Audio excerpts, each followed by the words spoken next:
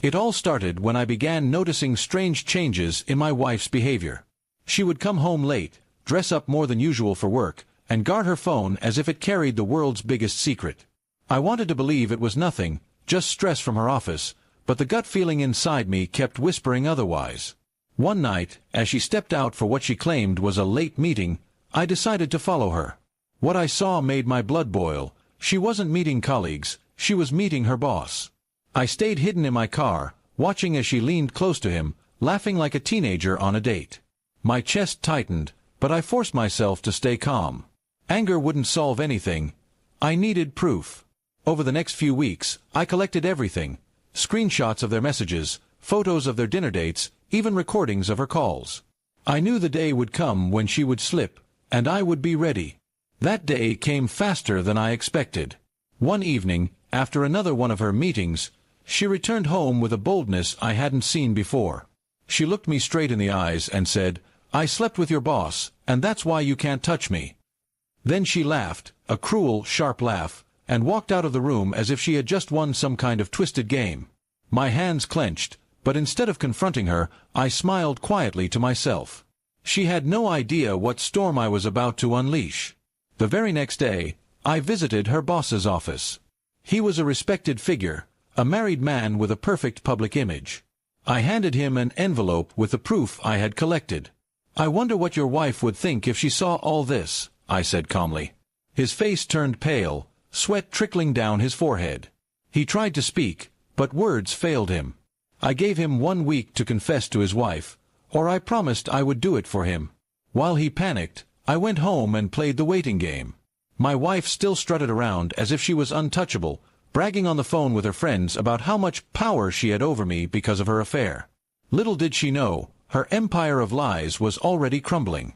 On the 7th day, I made my move. I invited his wife over to our house, telling her it was important. When she arrived, I handed her a folder with everything, photos, messages, and recordings. She didn't cry. Instead, her eyes filled with fury. She thanked me, promised she knew exactly how to deal with her cheating husband, and left without another word. That evening, chaos erupted. The boss's wife stormed into his office with the evidence. She caused such a scene that the company directors had to intervene. His reputation was shredded in an instant. Word spread through the company like wildfire. Soon everyone knew he was sleeping with an employee, my wife. Within days, he was suspended pending an investigation. My wife came home screaming, accusing me of destroying her future. She shouted that she had been close to getting promoted because of him. I listened quietly, then pulled out my own trump card, divorce papers. Her jaw dropped when she saw them. "You think you can walk away?" she shrieked. I smiled and said, "No, darling. I'm not walking away. You are." To make matters worse for her, I had already spoken with a lawyer. Since I had undeniable proof of her infidelity, I was entitled to walk away clean while she walked away with nothing. No house, no money, no support.